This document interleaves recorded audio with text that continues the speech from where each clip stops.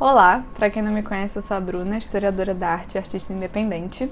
No vídeo de hoje eu separei 5 livros bem básicos e bem interessantes para quem quer se aprofundar no mundo da história da arte e não sabe por onde começar. São livros que não são destinados para um público necessariamente especializado, então na realidade qualquer um pode ler. Por isso eu fiz questão de separar 5 livros bem básicos e não artigos acadêmicos ou publicações extremamente rebuscadas, para que as pessoas do senso comum tenham maior conhecimento sobre a história da arte. Então, se você tem interesse em história da arte e quer aprender mais sobre esse universo, fica aqui nesse vídeo, que esses livros com certeza vão ser úteis para você.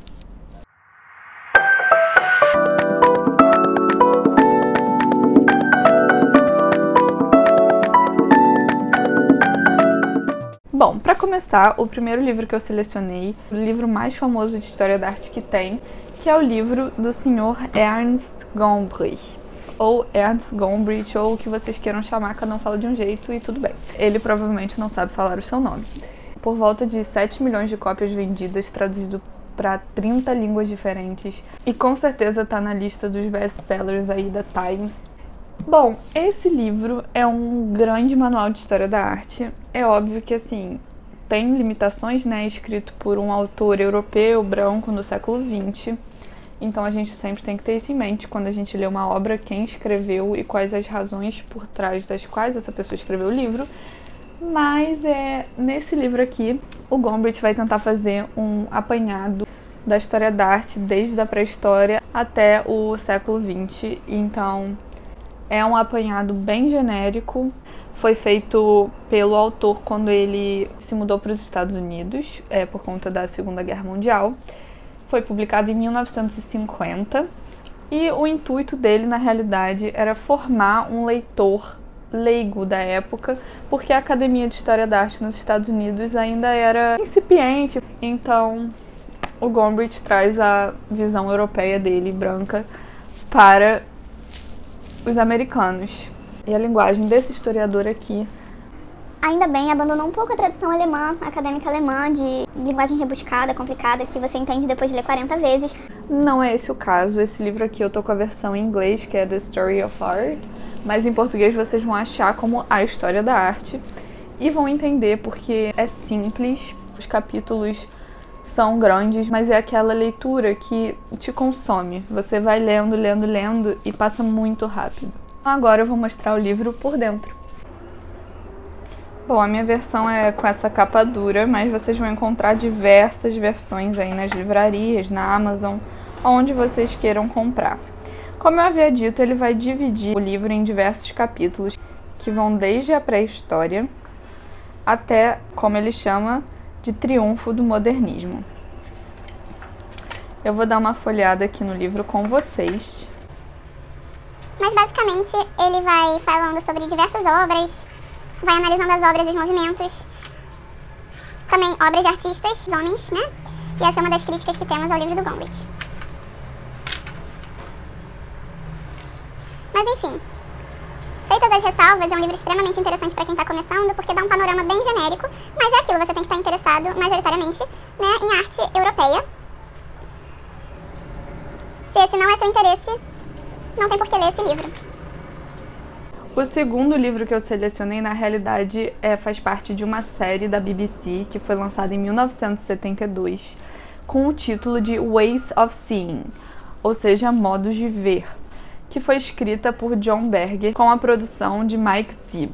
Essa série acabou sendo adaptada a um livro chamado Modos de Ver, que eu particularmente amei quando li, eu achei muito interessante, eu acho que dá outra visão dessa ideia do espectador com a obra, e ele vai explorar isso bastante ao longo do livro, e é uma leitura igualmente simples, então qualquer um pode ler, pode entender e não vai ter grandes problemas.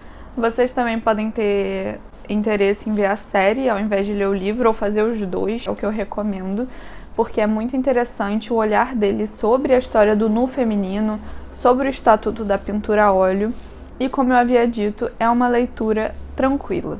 E para além do olhar do espectador, a gente percebe na leitura o olhar do espectador masculino sobre nus, sobre as pinturas a óleo, essa questão do voyeurismo, do fetiche.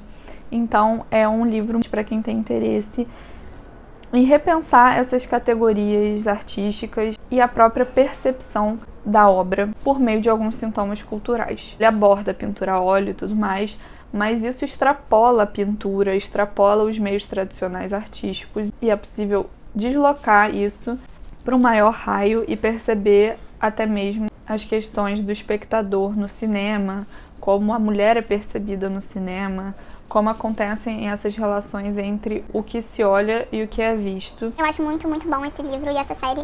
Vejam os dois se possível, é curtinho, é tranquilo. O terceiro livro que eu selecionei foi o livro do Walter Benjamin, que é a obra de arte na era da sua reprodutibilidade técnica. Bom, esse é o livro talvez o mais difícil da lista, junto com o do Hans Belting. Talvez esse seja um pouquinho mais complicado do que o do Hans Belting, mas aí depende de como você curte filosofia e a sua relação com leituras um pouquinho mais complicadas. Mas esse com certeza é um livro que você vai precisar dar mais atenção e um pouco mais de fôlego se você quiser ler. Embora seja um livro curto, você vai precisar reler provavelmente algumas partes, não é um livro tão simples assim.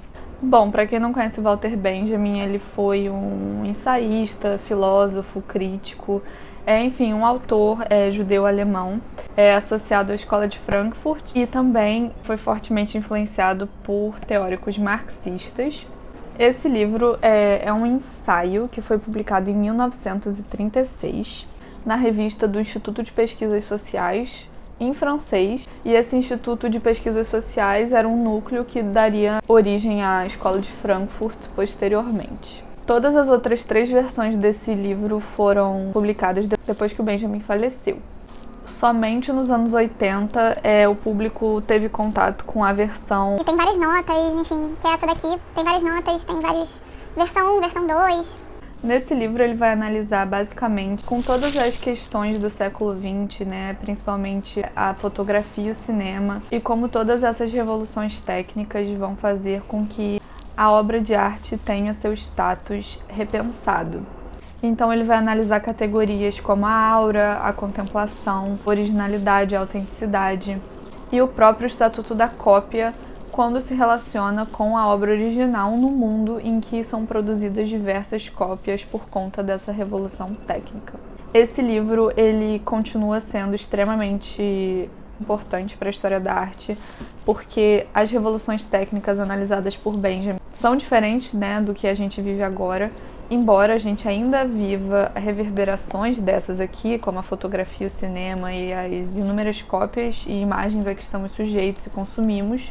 No entanto, para quem viu meu vídeo sobre NFT, se você não viu, tá aqui, é uma discussão ainda muito recente, como a gente ainda se relaciona com o estatuto das obras de arte, como a gente ainda se relaciona com a questão da aura, do autêntico, do original. Falei diretamente sobre essas questões no vídeo sobre NFT, como a gente percebe a deterioração da aura, mudanças tecnológicas como uma forma de se relacionar nessa questão materialista, na questão do culto com as obras, o que também nos faz pensar sobre as questões de mercado. Então, esse é um livro um pouco mais complicado, mas eu acho ele extremamente importante para quem quer ter um interesse um pouco mais profundo, e ele faz várias relações interessantes a partir desses pontos que eu citei anteriormente, como, por exemplo, o que o espectador busca no dadaísmo e o que esse mesmo espectador buscaria no cinema. Esse é um livro recomendado para quem quer realmente se aprofundar na filosofia e entender melhor sobre essas questões um pouco complexas dentro do campo da arte. E provavelmente um dos textos mais influentes do Benjamin. Eu acho interessante, né, pra gente pensar não só as mudanças sociais do século XX que fizeram com que ele escrevesse esse livro, mas como essas mudanças ainda ocorrem no século XXI e como esses tópicos discutidos no texto dele continuam atuais. O quarto livro que eu selecionei é o livro Arte Moderna, do historiador da arte italiano Giulio Carlo Argan. Ele tem vários escritos muito interessantes, assim como o Gombrich, que foi o autor do primeiro livro, mas eu selecionei desses 2 autores os livros gerais, já que muitas pessoas me pedem livros para se iniciar no conhecimento de história da arte, então não tem sentido eu pegar as leituras desses historiadores que são um pouco mais complicadas e dar de cara. Por isso eu selecionei livros mais genéricos para realmente as pessoas começarem a criar uma intimidade com a história da arte, sem se assustar logo de cara, né, com algumas dificuldades de vocabulários e jargões técnicos. Esse livro, Arte Moderna, de Júlio Carlo Argan, eu diria que é mais denso do que o do Gombrich, na realidade por algumas reflexões históricas que o livro propõe. E o Argan, ele é um escritor que fez vários ensaios sobre a Renascença italiana, que pensa muito a história da cidade, pensa a arte como um fenômeno histórico. Ele dedica um espaço importante à arquitetura e ao urbanismo.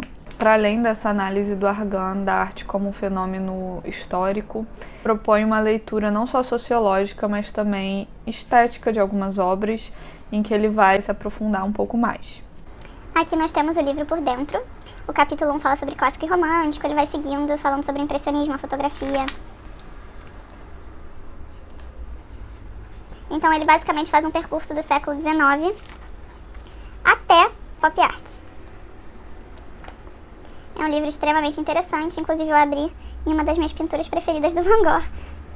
Mas enfim, ele vai analisando diversas obras e também é um texto tranquilo de ler. Não é tão complicado, então se você quer um manual com um pouco de profundidade, esse é o ideal para você. O do Gombrich é um pouquinho mais simples, mas esse também não é algo complicadíssimo. Vocês conseguem com certeza dar conta dessa leitura. O quinto livro que eu selecionei é O Fim da História da Arte, do historiador da arte alemão Hans Belzing, que hoje está com 86 anos. Ele acabou se especializando em arte medieval e renascentista, mas ele pensa muito a teoria da imagem e sobre os rumos da arte na contemporaneidade. Esse é um dos tópicos do livro que eu vou apresentar aqui.